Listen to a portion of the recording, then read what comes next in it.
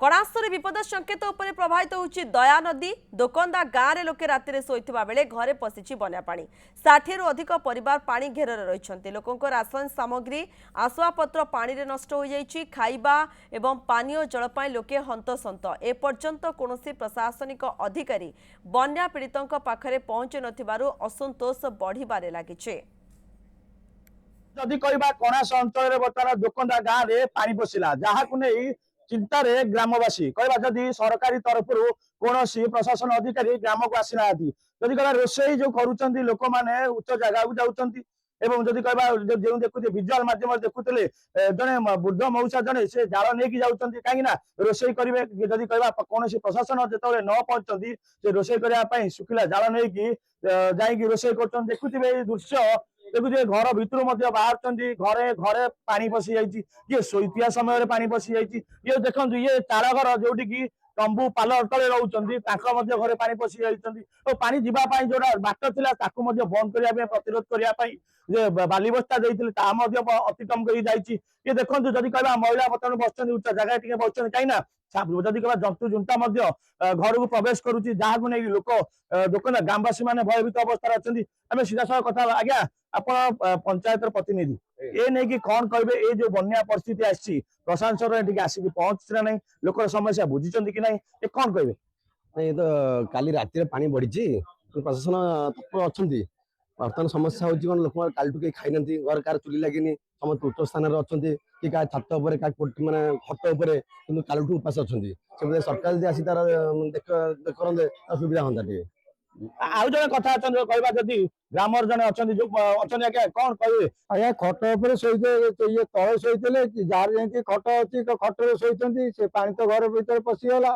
रोषेबास किसी व्यवस्था भी ना काठ बाट सब ओदा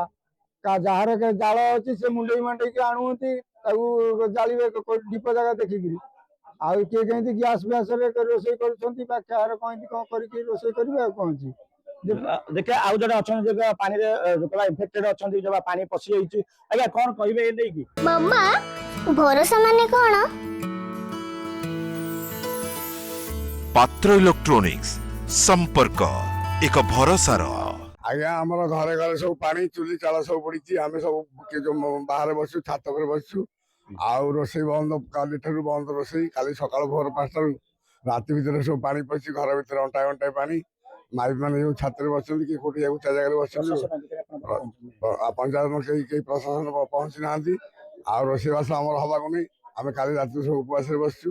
खियापिया ना बहुत असुविधार सम्मुखीन जाल फाल सब उड़ी भाषुची अंडा आटिका भाषुची अंडा आटिका भाषुची आ गैस अभाव लोक मैंने रोषेबास कर असुविधा अच्छी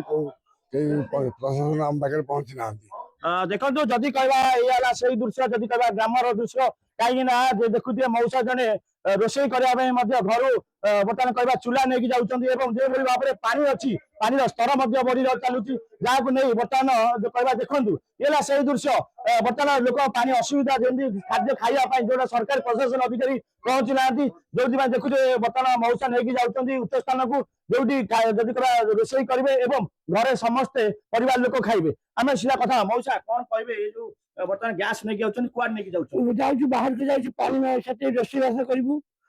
बर्तमान प्रशासन कहते सब सुविधा दि जाऊँगी आपड़ कौन कहे किसी देवार सुविधा ना कौन सुविधा देवार ना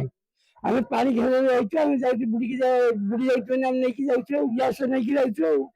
प्रशासन कहते खाद्य देवे ना खाद्य समस्त पहुंचे खाद्य किसी देवार ना जमी शुणुले